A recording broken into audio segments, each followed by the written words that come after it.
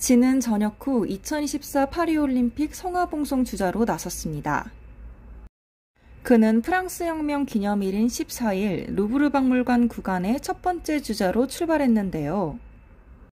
진은 리볼리 거리 교차로에서 카루젤 광장까지 약 10분 동안 자신이 맡은 구간을 소화했습니다. 이후 루브르 박물관 피라미드 앞에서 프랑스의 프리스타일 스키 전 국가대표 산드라 로라에게 횃불을 전달했습니다. 이후 진은 소속사 빅히트 뮤직을 통해 이런 뜻깊은 순간에 참여할 수 있어 영광이다. 아미가 있었기에 성화봉송 주자라는 멋진 역할을 수행할 수 있었다고 감사 인사를 전했습니다. 올 4월 그리스 올림피아에서 점화된 2024 파리 올림픽 성화봉송은 프랑스 도심과 해변 곳곳을 거치다 개막식인 26일에 맞춰 다시 파리로 돌아옵니다. 지민은 미국 NBC 인기 프로그램 더 투나잇 쇼 스타링 지미 펠런에 출연합니다. 그는 지난해 12월부터 육군 현역으로 복무 중이지만 무대는 입대 전 촬영한 것으로 알려졌습니다. 18일 지미 펠런 쇼 공식 SNS에 따르면 지미는 23일 오후 방송에 출연해 솔로 이즈 뮤즈의 타이틀곡 후 무대를 최초로 공개합니다.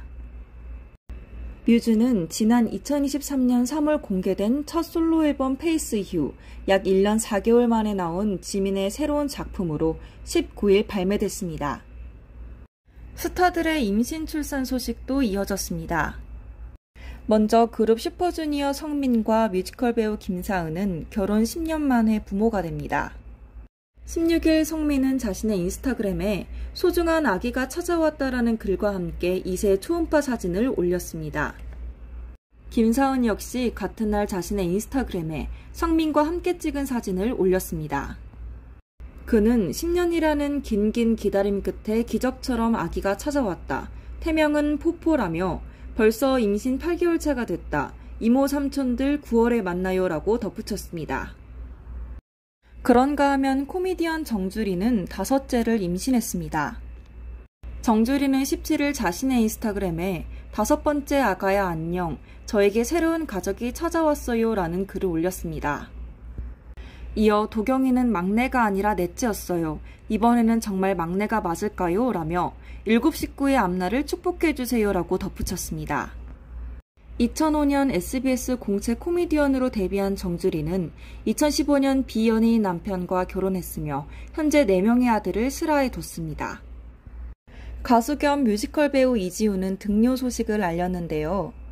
그는 18일 자신의 인스타그램에 젤리는 건강하게 태어났다. 걱정해주고 격려해주셔서 진심으로 감사하다고 적었습니다. 또 출산 직후 아내의 모습이 담긴 동영상을 함께 올렸습니다. 1996년 데뷔한 이지우는 2021년 14살 연하 일본인 미우라 아야네와 결혼했습니다. 현재 채널A 예능 프로그램 아빠는 꽃중년에 출연 중입니다. 배우 남윤수가 아픈 아버지를 위해 신장을 기증했습니다.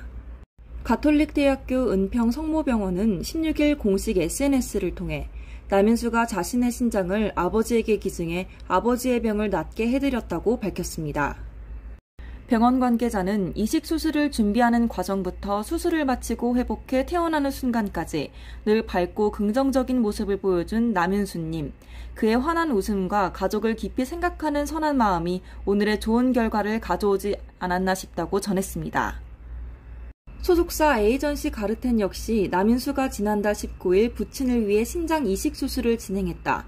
성공적인 수술을 위해 올 초부터 활동을 중단하고 준비에 매진했다고 전했습니다. 이어 남윤수와 부친은 모두 빠르게 건강을 회복해 태어난 상태라고 덧붙였습니다. 1997년생인 남윤수는 2014년 모델로 데뷔한 후 드라마 인간수업, 연모 등에 출연하며 얼굴을 알렸습니다. 현재 드라마 대도시의 사랑법 방영을 앞두고 있습니다. 크리에이터 찌양이 4년간 전 남자친구로부터 데이트 폭력과 불법 촬영을 당했다고 주장한 가운데 이를 협박해 돈을 뜯어낸 유튜버들이 논란이 되고 있습니다. 지난 10일 유튜브 채널 가로세로 연구소는 유튜버 황철순, 구제혁, 크로코다일, 카라큘라 등이 소속된 일명 레카 연합이 과거를 빌미로 찌양을 협박해 수천만 원의 돈을 뜯어냈다며 관련 녹취록을 공개했습니다. 녹취록에 따르면 구제역, 전국진 등은 터트리면 찌양 은퇴해야 한다 등의 발언을 한 것으로 확인됐습니다. 그러나 구제역은 5,500만 원을 받은 것은 다른 유튜버들로부터 찌양을 지키기 위한 용역비였다고 주장했습니다. 또 해당 업무를 제대로 수행하지 못했기에 받은 금액을 전부 돌려주겠다고 덧붙였습니다. 그는 15일 서울중앙지검에 자진 출석해 이 같은 의견을 한 번 더 주장했는데요. 그러면서 주가 조작 사건으로 지명수배 중인 김모 씨와 대기업, 엔터테인먼트 업계가 연루된 카르텔이 본질이다. 제가 한 기업의 주가 조작 의혹을 폭로하려 하자 주범이 저를 입막음하기 위해 희생양 삼았다고 생각한다고 강조했습니다. 전국진은 찌양 사건과 관련해 지난해 2월 구제역에게 300만 원을 입금받았다고 인정했습니다. 그는 찌양 과거를 제보받은 2020년 당시 공론화할 계획은 없었지만 코로나로 생활고에 시달리자 이를 이용하기로 생각을 바꿨다. 진심으로 죄송하다고 사과했습니다. 반면 카라큘라는 돈을 받은 적이 없다며 의혹을 부인했습니다. 그는 가세현이 저를 구제역과 엮어 마치 찌양을 공갈 협박한 악질 사이버 레카처럼 몰아가고 언론에서도 그렇게 나오는데 그 어떤 협박도 한 적 없다고 전했습니다. 18일 찌양은 자신의 유튜브 채널에 협박 영상을 공개합니다라는 제목을 올리고 구제역으로부터 협박받은 증거 영상을 공개했는데요.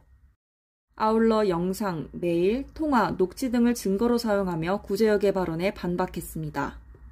한편 수원지검 형사 2부는 찌양을 공갈 협박한 혐의를 받는 구제역과 전국진의 주거지를 18일 압수수색했습니다. 배우 변우석이 과잉경호 논란에 휩싸였습니다.